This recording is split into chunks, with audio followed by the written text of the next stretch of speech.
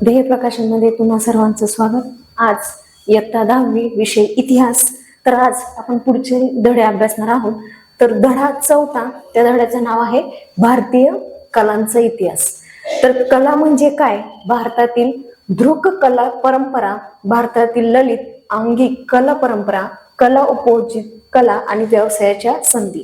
तर सर्वात प्रथम आपण कला म्हणजे काय तर त्याची व्याख्या बघूया किंवा कला कशाला म्हणतात हे समजून घेऊया। की स्वतःला आलेले अनुभव आणि त्यातून प्राप्त झालेले ज्ञान तसेच मनातील भावभावना इतरांपर्यंत पोहोचवाव्या ही प्रत्येक व्यक्तीची सहज प्रवृत्ती असते। या सहज प्रवृत्तीच्या प्रेरणेतून जेव्हा एखादी सौंदर्यपूर्ण निर्मिती केली जाते तेव्हा तिला कला असे म्हटले जाते। म्हणजे बघा प्रत्येकाच्या अंगी वेगवेगळी कला असते। कोण छान भाषण म्हणजे वक्तृत्व स्पर्धेमध्ये जेव्हा आपण ऐकतो, स्पर्धेमध्ये भाग घेतलेले स्पर्धकांचे भाषण जेव्हा ऐकतो तर वेगवेगळे व्हरायटी आपल्याला पाहायला मिळतात। मग त्यामध्ये ज्यांचं वक्तृत्व चांगलं आहे, भाषण चांगलं आहे, भाषण व्यवस्थित करता येतं त्यांचा नंबर पण येतो आणि त्यांच्यामध्ये ती कलाच असते। अशा वेगवेगळे कला आहे, कोणाची शिवणकला असते, कोणाचा डान्स कला, अशा चित्रकला, अशा वेगवेगळ्या काय आहेत कला आहेत। म्हणजेच आपल्याला त्या कलेमधून आपले काय स्वतःचे अनुभव व्यक्त केले जातात। तर पुढे आहे दृक कला आणि ललित कला। दृक कला आणि ललित कला अशी कलाकारांची विभागणी केली जाते। तर ललित कलांना अंगिक कला असेही म्हटले जाते। बघा म्हणजे ललित कला जो शब्द आहे त्यालाच अंगिक कला असे देखील म्हटले जाते। तर दृक कलांचा उगम प्रागैतिहासिक काळात झाला हे दर्शवणारे अनेक कला नमुने जगभरातील अश्मयुगीन गुहांमधून प्राप्त झालेले आहे। पहा लोककला आणि अभिजात कला, वेगवेगळ्या कला आहेत। कलेंच्या लोककला आणि अभिजात कला अशा 2 परंपरा मानल्या जातात। बघा 2 परंपरा कोणकोणत्या आहेत तर लोककला आणि अभिजात कला। लोककला ही एक अश्मयुगीन काळापासून अखंडितपणे चालत आलेली परंपरा आहे। तिचा आविष्कार हा लोकांच्या रोजच्या जगण्याचा भाग असतो, त्यामुळे या परंपरेतील अभिव्यक्ती अधिक उत्स्फूर्त असते। तर लोककलेची निर्मिती समूहातील लोकांच्या प्रत्यक्ष सहभागातून होते। अभिजात कला ही प्रमाणित नियमांच्या चौकटीत बांधलेली असते। ती आत्मसात करण्यासाठी दीर्घकालीन प्रशिक्षणाची त्या ठिकाणी काय असते आवश्यकता असते। तर कोणत्या कलेसाठी तर अभिजात कला ही प्रमाणित नियमांच्या चौकटीतच बांधलेली असते आणि ती जेव्हा आपल्याला आत्मसात करायची असते तर तेव्हा दीर्घकालीन प्रशिक्षण म्हणजे त्या कला अवगत करण्यासाठी एक ठराविक कालावधी असतो आणि त्या कालावधीमध्ये आपल्याला प्रशिक्षण घेतलं जातं म्हणजे ट्रेनिंग दिली जाते। तर त्या अभिजात कलासाठी अत्यंत आवश्यक आहे। पुढचा आहे कलाशैली। कला निर्मितीची प्रत्येक कलाकाराची स्वतंत्र पद्धत म्हणजेच काय आहे ती एक प्रकारची शैली आहे। तर एखादी पद्धत जेव्हा परंपरेचे स्वरूप धारण करते तेव्हा ती पद्धत विशिष्ट कलाशैली म्हणून ओळखली जाऊ लागते। प्रत्येक संस्कृतीमध्ये वेगवेगळ्या कालखंडाशी आणि प्रदेशाशी निगडीत असलेल्या वैशिष्ट्यपूर्ण कलाशैली विकसित होतात। त्या शैलींच्या आधारे त्या संस्कृतीमधील कलेच्या इतिहासाचा अभ्यास करता येतो। म्हणजेच प्रत्येक ठिकाणी संस्कृतीमधील कलेचा इतिहास आपल्याला इथे पाहायला मिळतो। या ठिकाणी पहा मराठा चित्रशैली, कलाशैलीचे उदाहरण म्हणून मराठा चित्रशैलीचा विचार करता येईल। साधारणपणे इसवी सनाच्या 17व्या शतकाच्या उत्तरार्धात मराठा चित्रशैली विकसित होण्यास सुरुवात झाली। म्हणजेच मराठा चित्रशैली कोणत्या साली विकसित करण्यात आली असा जर प्रश्न आला तर इसवी सनाच्या 17व्या शतकापासून मराठा चित्रशैलीचा विकास झाला। या शैलीतील चित्रे रंगीत असून ती भित्तिचित्र आणि हस्तलिखितांमधील लघुचित्रांच्या स्वरूपातील आहेत।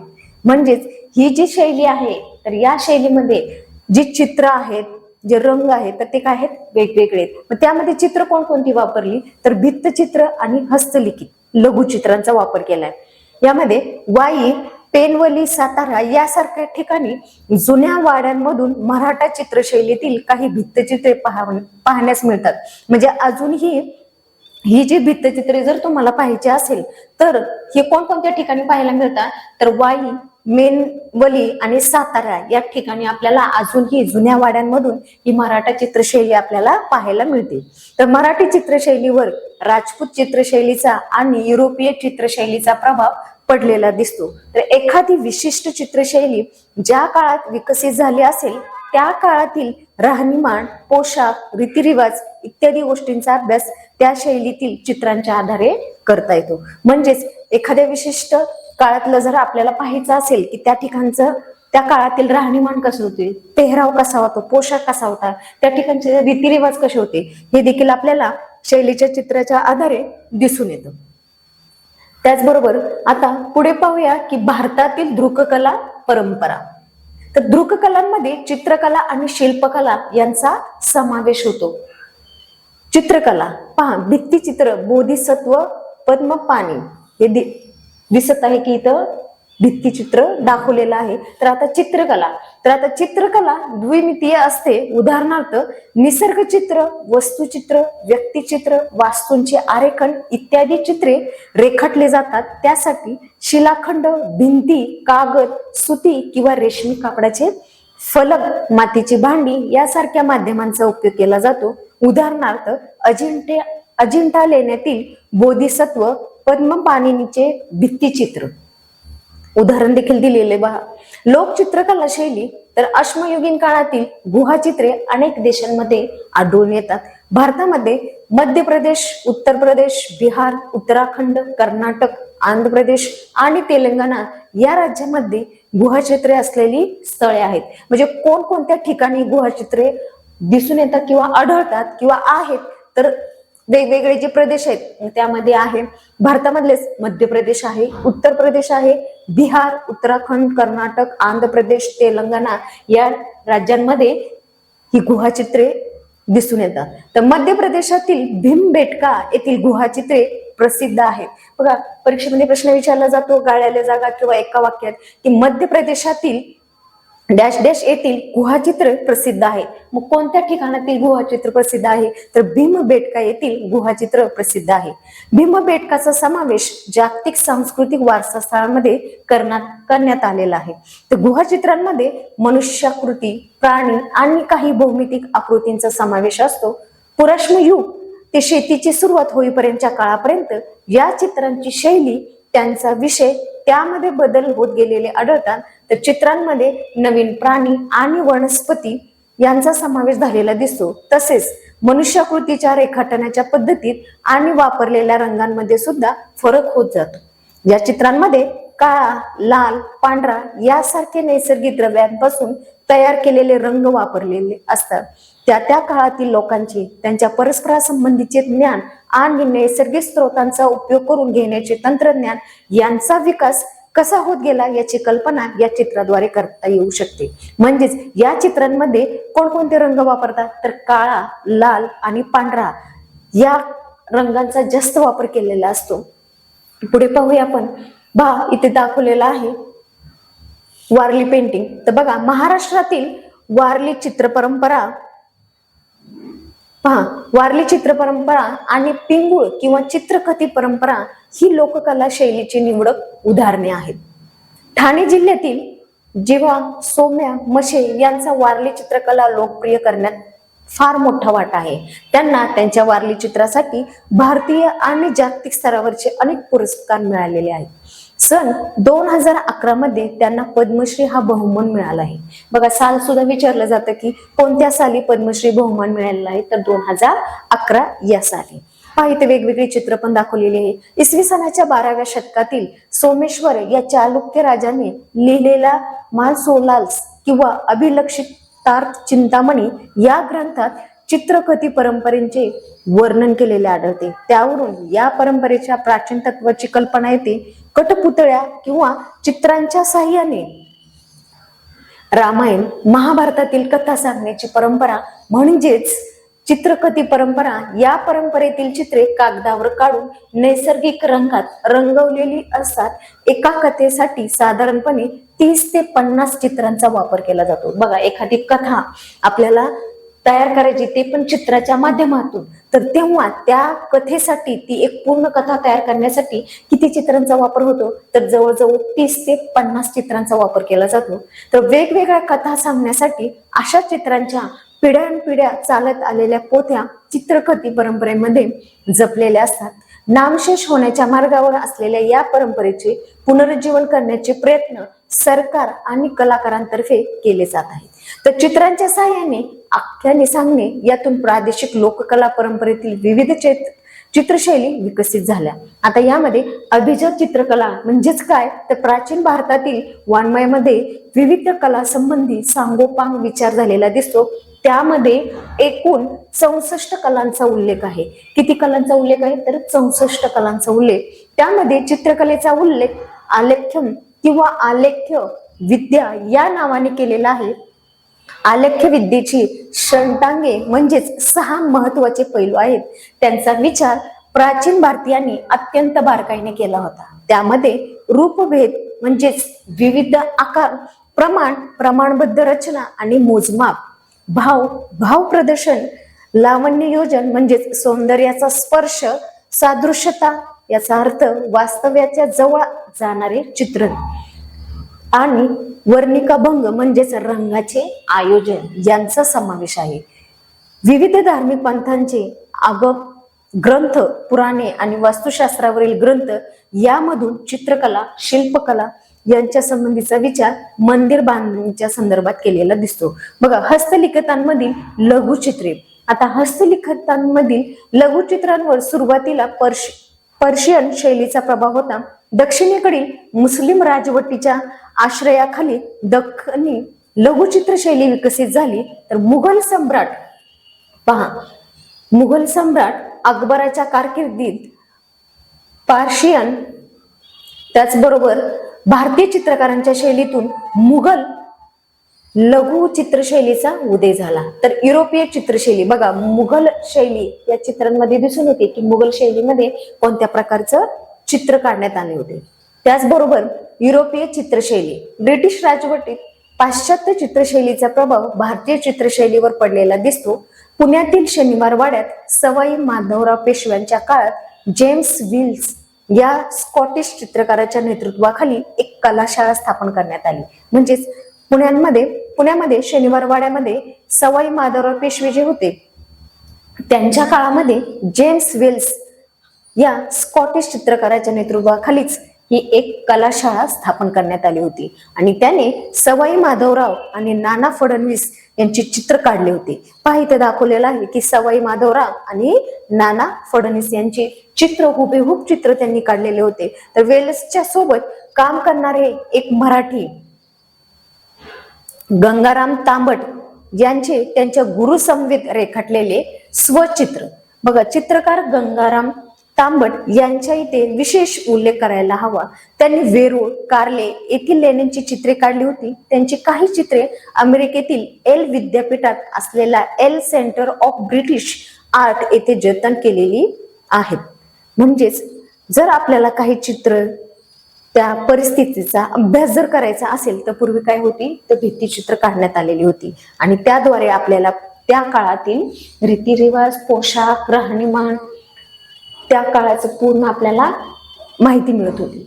तर आता या ठिकाणी चित्रवस्तूचे हुबेहूब चित्रण हे पाश्चात्य चित्रशैलीचे विशेष वैशिष्ट्य समजले जाते.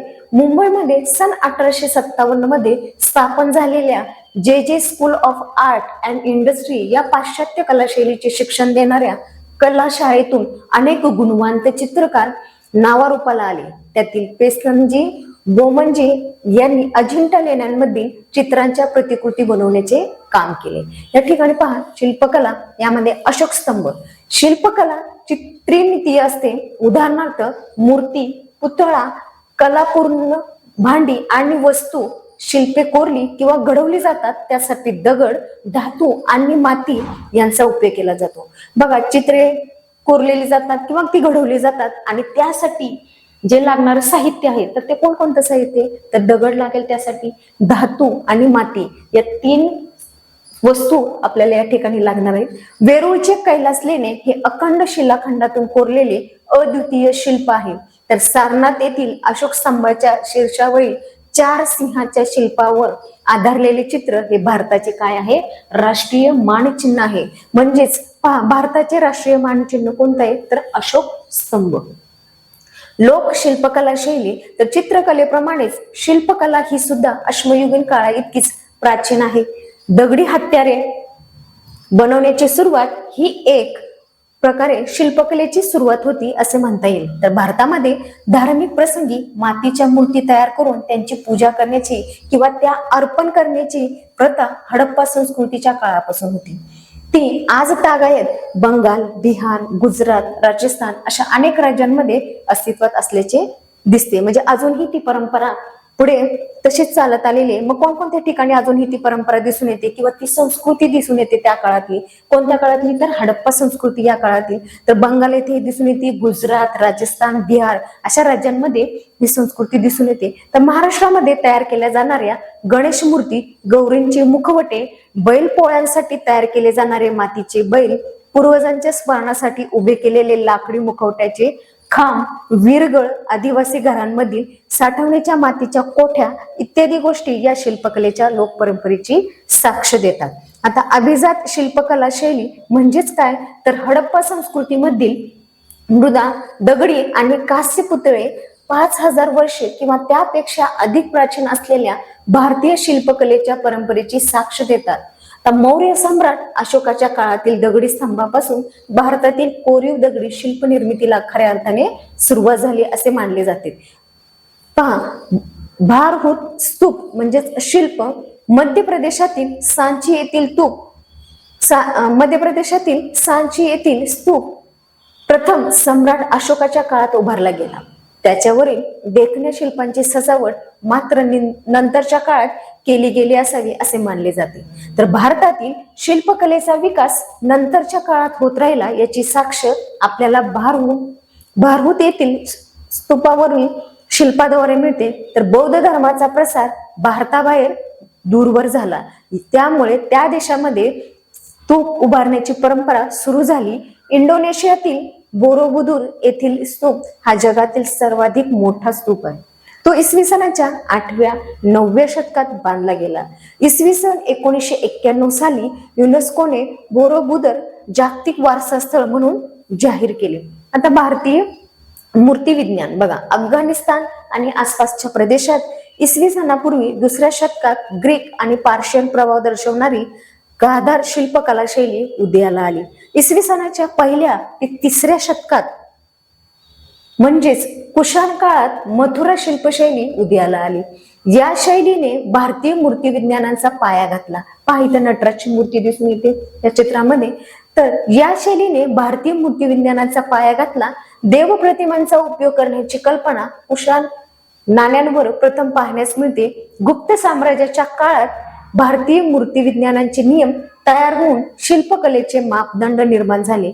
तर इसवी सनाच्या 9व्या ते 13व्या शतकात 16 राज्यांच्या अधिपत्याखाली दक्षिण भारतात कास्य मूर्ती घडवण्याची कला विकसित झाली. त्यामध्ये शिव, पार्वती, नटराज, लक्ष्मी, विष्णू यासारख्या देवतांच्या मूर्त्या बनवल्या जाऊ लागल्या. तर स्थापत्य आणि शिल्पकला, तर भारतामध्ये अनेक कोरीव लेणी आहेत. कोरीव लेण्याची परंपरा भारतामध्ये इसवी सनापूर्वी 3ऱ्या शतकात सुरू झाली. तांत्रिक दृष्ट्या संपूर्ण लेणे हे स्थापत्य आणि कोरीव शिल्पाचे एकत्रित उदाहरण असते. प्रवेशद्वारे, आतील खांब आणि मूर्ती हे शिल्पकलेचे उत्तम नमुने असतात. तर भिंती आणि छत यावर केलेले उत्तम चित्रकाम काही लेण्यांमध्ये अजूनही काही प्रमाणात टिकून आहे. तर महाराष्ट्रातील अजिंठा आणि वेरूळ, पहा अजिंठा लेणे इथे एक प्रवेशद्वार दाखवलेला आहे या चित्रांमध्ये. येथील लेण्यांना इसवी सन 1983 मध्ये जागतिक वारसाचा दर्जा देण्यात आला. तर भारतात मंदिर स्थापत्याची सुरुवात साधारणपणे इसवी सनाच्या 4थ्या शतकात गुप्त साम्राज्यांच्या काळात झाली. तर गुप्त काळाच्या सुरुवातीस गाभारा आणि त्या बाहेरील 4 स्तंभ असलेली ओसरी एवढेच मंदिराचे स्वरूप होते. म्हणजे पहिल्यांदा काय केलं जायचं, तर गाभारा आणि त्या बाहेरील ज्या 4 स्तंभ आहेत ते अगोदर तयार केले जायचे. इसवी सनाच्या 8व्या शतकापर्यंत भारतातील मंदिर स्थापत्य पूर्ण विकसित झाले होते. ते वेरूळ येथील कैलास मंदिरांच्या भव्य रचनेवरून सहज लक्षात येते. पहा, कैलास मंदिर जे आहे ते वेरूळ येथे आहे आणि मध्ययुगीन काळापर्यंत भारतीय मंदिर स्थापत्यांच्या अनेक शैली विकसित झाल्या. शिखरांच्या रचना वैशिष्ट्यांनुसार या शैली ठरतात. त्यामध्ये उत्तर भारतातील नागर आणि दक्षिण भारतातील द्राविड या दोन शैली प्रमुख मानल्या जातात. या दोहोंमधून विकसित झालेल्या मिश्र शैलीला वेसर असे म्हटले जाते. तर मध्य प्रदेश आणि महाराष्ट्रात आढळणारी भूमिज मंदिर शैली आणि नागर मंदिर शैली यांच्यामध्ये रचनेच्या दृष्टीने साम्य आढळते. भूमिज शैलीत क्रमशः लहान होत जाणाऱ्या शिखरांच्या प्रतिकृती वरपर्यंत रचलेल्या असतात. बघा, द्राविड शैलीचे गोपुर इथे या चित्रांमध्ये दाखवलेलं आहे. पुढे पाहूया की महाराष्ट्रातील 12व्या-13व्या शतकातील मंदिरांना हेमाडपंथी मंदिरे असे म्हणतात. हेमाडपंथी मंदिराच्या बाह्य भिंती बऱ्याचदा तारकाकृती असतात. तारकाकृती मंदिराच्या बांधणीत मंदिराची बाह्य भिंत अनेक कोणांमध्ये विभागली जाते. त्यामुळे त्या भिंती आणि त्यावरील शिल्पे यांच्यावर छायाप्रकाशाचा सुंदर परिणाम पाहण्यास मिळतो. हेमाडपंथी मंदिराचे महत्वाचे वैशिष्ट्य म्हणजे भिंतीचे दगड साधण्यासाठी चुना वापरलेला नसतो, तर दगडामध्येच एकमेकात घट्ट बसतील अशा कातलेल्या खोबणी किंवा कुसू यांच्या आधाराने भिंत उभारली जाते. तर मुंबई जवळील अमरनाथ येथील अमरेश्वर, नाशिक जवळचे सिन्नर येथील गोदेश्वर, हिंगोली जिल्ह्यातील औंढा नागनाथ ही हेमाडपंथी मंदिराची उत्तम उदाहरणे आहेत. म्हणजे या ठिकाणी जी मंदिर आहेत ती कुठली आहेत, तर हेमाडपंथी मंदिरे आहेत. त्यांची बांधणी तारकाकृती प्रकारची आहे. त्याखेरीज महाराष्ट्रात अनेक ठिकाणी हेमाडपंथी मंदिरे पाहावयास मिळतात. बघा, गोदेश्वर मंदिर कुठलं आहे, तर सिन्नर येथील आहे.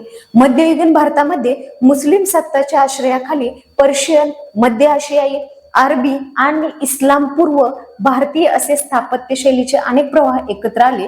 त्यातून भारतातील मुस्लिम स्थापत्य विकसित झाले. अनेक देखण्या वास्तूंची निर्मिती केली गेली. दिल्ली जवळच्या मेहरौली येथील कुतुब मिनार, आग्रा येथील ताजमहल आणि विजापूर येथील गोल घुमट या वास्तू मुस्लिम स्थापत्य शैलीची जगप्रसिद्ध उदाहरणे आहेत. आता कुतुबुद्दीन ऐबक इसवी सन 12वे शतक यांच्या काळात कुतुब मिनार बांधण्यास प्रारंभ झाला. कुतुब मिनार पहा इथे चित्रांमध्ये दिसून येते की कुतुब मिनार जे आहे ते बांधण्यास प्रारंभ झाला आणि अल्मज इसवी सन 13वे शतक यांच्या कारकिर्दीत कुतुब मिनारच्या 4 मजल्यांचे बांधकाम झाले. तर फिरोज तुघलिक यांच्या कारकिर्दीत कुतुब मिनारचे काम पूर्ण झाले. कुतुब मिनार जगातील सर्वाधिक उंच मिनार आहे. त्याची उंची 73 मीटर 240 फूट आहे. ज्या वास्तुसंकुलाचा कुतुब मिनार हिस्सा आहे ते कुतुब वास्तुसंकुल युनेस्कोने जागतिक वारसा स्थळ म्हणून जाहीर केले आहे. तर मुघल सम्राट शहाजहान याने त्यांची बेगम मुमताज महल हिच्या स्मरणात ताजमहल बांधला. तर ताजमहल हे भारतातील मुस्लिम स्थापत्यांचे सौंदर्याचे अग्रगण्य उदाहरण मानले जाते. जगप्रसिद्ध असलेली ही वास्तू पहा, जगप्रसिद्ध असलेली ही वास्तू जागतिक वारसा स्थळ म्हणून युनेस्कोने जाहीर केली आहे. तर इसवी सनाच्या 17व्या शतकात बांधलेल्या विजापूरच्या गोल घुमट या अत्यंत भव्य इमारतीत मुहम्मद आदिल शाह यांची कबर आहे. या इमारतीला गोल घुमट हे नाव ज्यामुळे मिळाले त्या घुमटाच्या आतल्या घेराच्या बाजूने गोल सज्जा आहे. या सज्जात उभे राहून कुजबुजले तरी तो आवाज सर्वत्र ऐकू जातो. जोरात टाळी वाजवली तर तिचा प्रतिध्वनी अनेकदा घुमतो. भारतात ब्रिटिश सत्ता प्रस्थापित झाल्यानंतर एक नवीन स्थापत्य शैली उदयाला आली. तिला इंडो गोथिक स्थापत्य शैली असे म्हटले जाते. तर ब्रिटिश काळात बांधल्या गेलेल्या चर्च, सरकारी कचेऱ्या, मोठ्या पदाधिकाऱ्यांची निवासस्थाने, रेल्वे स्टेशन यासारख्या इमारतीमध्ये ही शैली पाहाव्यास मिळते. मग छत्रपती शिवाजी महाराज रेल्वे टर्मिनस, मुंबईचे छत्रपती शिवाजी महाराज रेल्वे टर्मिनस ही इमारत या शैलीचे एक उत्कृष्ट उदाहरण असून ते युनेस्कोच्या जागतिक वारसा स्थळाच्या यादीत समाविष्ट झाले आहे. तर भारतातील ललित अंगिक कला परंपरा यामध्ये लोककलेच्या परंपरा आपण पाहूया की भारतातील प्रत्येक प्रदेशाच्या वैविध्यपूर्ण अशा लोकगीत, लोकवाद्य, लोकनृत्य आणि लोकनाट्यांच्या परंपरा आहेत. तर महाराष्ट्रातही लोककलेच्या अनेक परंपरा अस्तित्वात आहेत. या लोककला धार्मिक उत्सव आणि सामाजिक जीवन यांचा एक काय बनलेला आहे, तो अविभाज्य भाग म्हणून विकसित झाला आहे. तर कोळी नृत्य, तारपा नृत्य, कोकणातील दशावतार, पोवाडा, कीर्तन, जागर गोंधळ ही त्यापैकी काही ठळक उदाहरणे आहेत. आता अभिजात कलेच्या परंपरा बघा, भारताला लोककलाप्रमाणेच अभिजात कलांचाही अत्यंत समृद्ध वारसा लाभलेला आहे. भरत मुनींनी लिहिलेले नाट्यशास्त्र हा गायन, वादन, नर्तन, नाट्य या कलांचा सविस्तर उहापोह करणारा सर्वाधिक प्राचीन ग्रंथ समजला जातो. शृंगार, हास्य, विभत्स, रौद्र, करुण, वीर, भयानक, अद्भुत आणि शांत असे 9 रस हे भारतीय ललित कलांच्या सादरीकरणात मूलभूत मानलेले आहे. हे जे आहे शृंगार पासून शांतपर्यंत हे सगळे काय आहेत? रस आहेत. मग शृंगार रस, हास्य रस, विभत्स, रौद्र, करुण, वीर, भयानक, अद्भुत आणि शांत हे किती एकूण रस आहेत? तर 9 रस आहेत. भारतीय लोकांचा बाहेरील देशातील लोकांशी सतत संपर्क येत राहिला आणि त्याद्वारे त्या कलांच्या सादरीकरणांमध्ये अनेक प्रवाह मिसळत गेले. त्यामुळे त्या अधिकाधिक समृद्ध होत गेल्या. शास्त्रीय गायन, वादन, नृत्य यांच्या विविध शैली आणि त्या शैलींचे जतन करणारी घराणी निर्माण झाली. तर भारतातील शास्त्रीय गायनाच्या हिंदुस्थानी संगीत आणि कर्नाटक संगीत अशा 2 प्रमुख शाखा आहेत. 2 कोणकोणत्या प्रमुख शाखा आहेत? तर एक हिंदुस्थानी संगीत आणि दुसरं आहे कर्नाटक संगीत. तसेच शास्त्रीय आणि उपशास्त्रीय असे 2 भेद आहेत. उपशास्त्रीय गायनात अनेक लोकगीत शैलीचा समावेश झालेला दिसून येतो. विजापूरचा सुलतान इब्राहिम आदिल शाह दुसरा यांनी दिखनी उर्दू भाषेत किताब-ए-नौरस हा ग्रंथ लिहिला. हा ग्रंथ संगीत शास्त्राशी संबंधित असून गायनानुकूल गीते असलेला ध्रुपद गायकीला समोर ठेवून गीतांना साकार करणारा उत्तम दर्जाच्या काव्य ग्रंथाची अनुभूती रसिकांना देणारा हा ग्रंथ आहे. या ग्रंथाचा मराठी अनुवाद डॉक्टर सय्यद या नशीब यांनी केला असून त्यांचे मराठी संस्करण डॉक्टर अरुण प्रभुने यांनी केले आहे. या ग्रंथाच्या मुखपृष्ठावरील दोहऱ्याचा अनुवाद पुढील प्रमाणे आहे. हे माते सरस्वती, तू जगज्योती आणि सर्व गुणी आहेस. इब्राहिमवर तुझी कृपा झाली तर तुझ्या आशीर्वादाने 9 रसांचे गीत युगे युगे जिवंत राहील.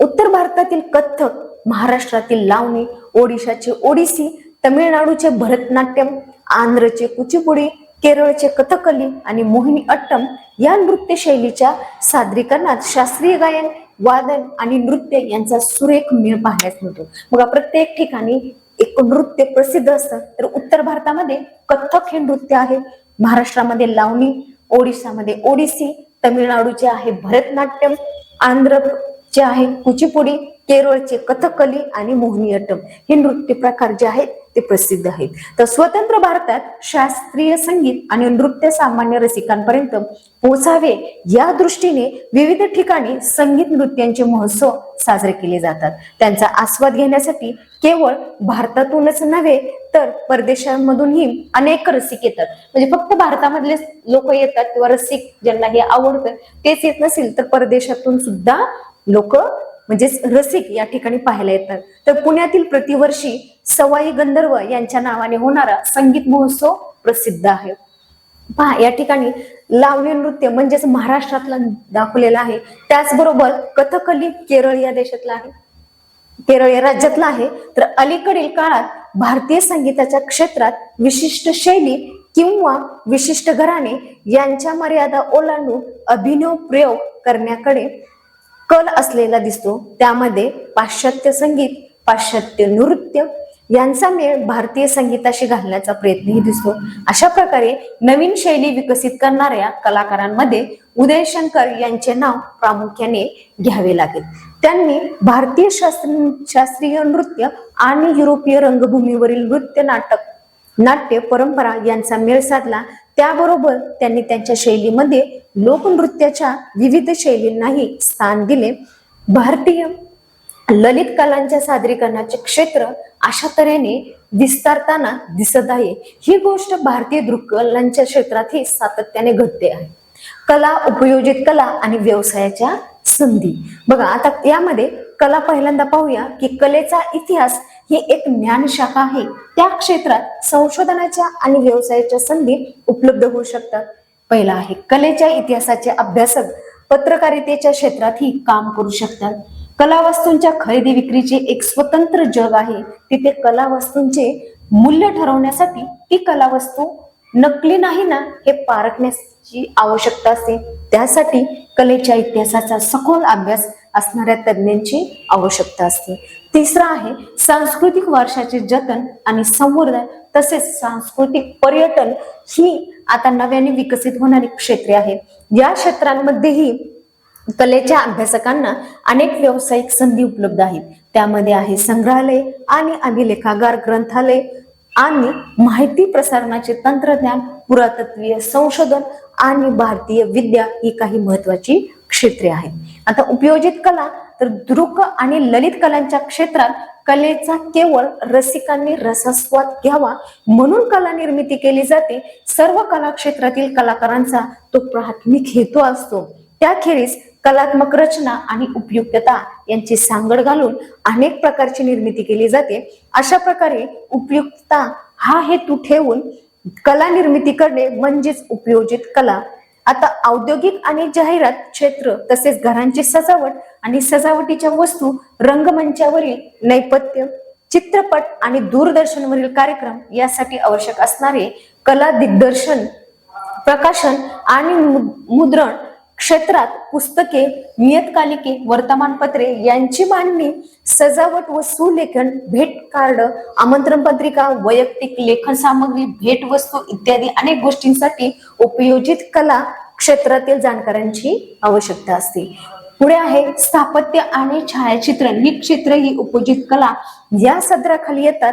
सध्याच्या काळात संगणकावर तयार केलेली स्थिर आणि चलत चित्रे, नक्षी, आरेखने वापरली जातात. ती सुद्धा उपयोजित कलाचाच भाग आहेत. तर दागदागिने, मौल्यवान धातूंच्या कलावस्तू, रंगीत नक्षीची मातीची भांडी, बांबू आणि वेताच्या वस्तू, काचेच्या कलापूर्ण वस्तू, सुंदर कापड आणि वस्त्रे इत्यादींची निर्मिती अशी ही उपयोजित कलेची अत्यंत विस्तृत यादी आहे. म्हणजेच या ठिकाणी आपल्याला यासाठी लागणारं साहित्य काय काय होतं तर मौल्यवान धातूच्या कलावस्तू, रंगीत नक्षीची मातीची भांडी, बांबू, वेताच्या वस्तू, काचेच्या कलापूर्ण वस्तू, सुंदर कापड आणि वस्त्रे इत्यादी साहित्य आपल्याला लागत होते आणि त्यापासूनच बनवले जायचे. तर वरील प्रत्येक क्षेत्रात बौद्धिक पातळीवर एखादी संकल्पना मांडून ती प्रत्यक्षात उतरेपर्यंत निर्मितीचे अनेक टप्पे असतात. प्रत्येक टप्प्यावर प्रशिक्षित आणि कुशल व्यक्तींची मोठ्या प्रमाणावर आवश्यकता असते. कला वस्तूंचे उत्पादन करताना त्यांच्या निर्मितीच्या प्रक्रिया काही विशिष्ट सांस्कृतिक परंपरांनी बांधलेल्या असतात. या क्षेत्रांमधील प्रक्रियांचा प्रत्येक टप्प्याच्या विकासाचा इतिहास असतो. तर प्रशिक्षणाच्या अभ्यासक्रमात कला वस्तूंच्या उत्पादन प्रक्रियेच्या औद्योगिक सांस्कृतिक परंपरांच्या इतिहासाचा अंतर्भाव केलेला असतो. वर उल्लेख केलेल्या क्षेत्रांमध्ये तांत्रिक आणि व्यावसायिक शिक्षण देणाऱ्या अनेक संस्था भारतात आहेत. गुजरातमधील national institute of design Ahmedabad ही अशा प्रकारचे प्रशिक्षण देणाऱ्या जगातील अग्रगण्य संस्थांपैकी एक समजली जाते. सन 2015 मध्ये या संस्थेने एक ऑनलाईन अभ्यासक्रम सुरू केला आहे. बघा, गुजरातमधील जी national institute of design Ahmedabad ही अशा प्रकारचं प्रशिक्षण देणारी जगातील ही एक पहिली संस्था, अग्रगण्य संस्थांपैकी एक समजली जात होती आणि 2015 या सालामध्ये या संस्थेने एक ऑनलाईन अभ्यासक्रम सुरू केला होता. पुढील पाठात आपण प्रसार माध्यमे आणि इतिहास याबाबत माहिती घेणार आहोत. तर अशा प्रकारे हा चौथा धडा इथे संपलेला आहे. तर आता पुढचा धडा पाहूया की पुढचा धडा आहे 5वा. त्या धड्याचं नाव आहे प्रसार माध्यमे आणि इतिहास. यामध्ये प्रसार माध्यमांची ओळख, इतिहास, त्यानंतर प्रसार माध्यमांची आवश्यकता का असते, प्रसार माध्यमांद्वारे मिळणाऱ्या माहितीचे चिकित्सक आकलन, संबंधित व्यावसायिक क्षेत्र कोणकोणते आहेत या सगळ्यांचा अभ्यास आपल्याला या धड्यांमध्ये मिळणार आहे. तर प्रसार माध्यमांची ओळख. प्रसार माध्यमे या शब्दात प्रसार आणि माध्यमे असे दोन शब्द आहेत. बघा, प्रसार आणि माध्यम या दोन शब्दांचा मिळून एक शब्द तयार झालेला आहे, तो म्हणजे प्रसार माध्यमे. प्रसार याचा अर्थ दूरवर पोहोचवणे. एखादी माहिती आपण एखाद्या माध्यमाच्या साह्यातून दूरवर पोहोचवू शकतो. पूर्वीच्या काळी राजाला एखादी बातमी संपूर्ण राज्यात पोहोचवायची असेल तर त्यासाठी कित्येक दिवस लागायचे. पूर्वी गावोगाव दवंडी पिटवत असत, एकाकडून दुसऱ्याला, दुसऱ्याकडून तिसऱ्याला असा बातमीचा प्रवास व्हायचा. म्हणजे एक जी बातमी आहे ती जर आपल्याला सगळ्यांना सांगायची असेल तर तेव्हा काय असायची की गावामध्ये दवंडी पिटवली जायची. म्हणजे एका माणसाने लाऊडस्पीकर सारखं पूर्ण गावभरामध्ये जेवढे काही रस्ते आहेत, गल्ली आहेत, घरं आहेत त्या ठिकाणी फिरत त्या अनाउन्समेंट म्हणजे ते जी बातमी आहे ती सांगण्याचे काम करायचे आणि त्याद्वारे पूर्ण गावातल्यांना ती बातमी एकाच वेळी समजायची. आता प्रसार माध्यमांचा इतिहास त्याच प्रकारे दुसरे काही जेव्हा मतदान असतात तेव्हा सुद्धा पहा सगळीकडे लाऊडस्पीकर लावलेले असतात. रिक्षातून पण सांगितलं जातं स्पीकरद्वारे मतदानाविषयी, म्हणजेच काय केला जातो, त्याचा प्रसार केला जातो. प्रसार माध्यमांचा इतिहास भारतात इंग्रजाचे आगमन झाल्यावर मुद्रणकला वर्तमानपत्रे सुरू झाली. वर्तमानपत्रांमुळे छापील बातमी सगळीकडे पोहोचण्यास मदत होऊ लागली. वर्तमानपत्र हे माहितीच्या आणि ज्ञानाच्या प्रसाराचे साधन झाले. बघा, आपण वर्तमानपत्र सुद्धा पाहू शकतो. वर्तमानपत्रांमध्ये वेगवेगळ्या ठिकाणची, देशाची, राज्याची माहिती आपल्याला त्या ठिकाणी घर बसल्या माहिती होते. आपल्याला त्या ठिकाणची माहिती जर हवी असेल तर आपल्याला त्या ठिकाणी जायची गरज आहे का? नाही. तर वर्तमानपत्र वाचले किंवा टीव्हीवरती न्यूज पाहिली, रेडिओवरती न्यूज ऐकली तरी सुद्धा आपल्याला आहे त्या ठिकाणी इतर ठिकाणाची माहिती मिळण्यास मदत होते. आता त्या ठिकाणी पाहूया की वर्तमानपत्रे मुख्यतः बातम्या, अग्रलेख, लोकांची मते, जाहिराती, रंजक व अन्य पूरक मजकूर यांचा समावेश असलेले ठरलेल्या वेळी नियमितपणे छापून वितरित केले जाणारे प्रकाशन म्हणजेच काय आहे, वर्तमानपत्र होय. तर वर्तमानपत्रे स्थानिक, देशांतर्गत व जागतिक स्वरूपाच्या विविध बातम्या पुरवण्याचे काम करतात. चालू घडामोडीच्या नोंदींचा वर्तमानपत्रे म्हणजे एक ऐतिहासिक दस्तऐवज आहे. तर वर्तमानपत्राचे पूर्वसुरी म्हणजे इजिप्तमध्ये इसवी सन पूर्व काळात सरकारी आदेशांचे कोरीव लेख सार्वजनिक ठिकाणी लावून ठेवत असत. प्राचीन रोमन साम्राज्यात सरकारी हुकूम कागदावर लिहून काढत व ते कागद प्रांतोप्रांती वाटले जात. यात देश व राजधानीतील घटनांची माहिती असे. जुलियस सीझरच्या आधिपत्याखाली ऍक्टा डायर्ना, डेली ऍक्ट, रोजच्या घटना नावाची वार्तापत्रे रोममध्ये सार्वजनिक ठिकाणी लावत. लोकांपर्यंत सरकारी निवेदने पोहोचवण्याचा तो एक प्रभावी मार्ग होता. 7व्या शतकात चीनमध्ये सरकारी निवेदने सार्वजनिक ठिकाणी वाटत असत.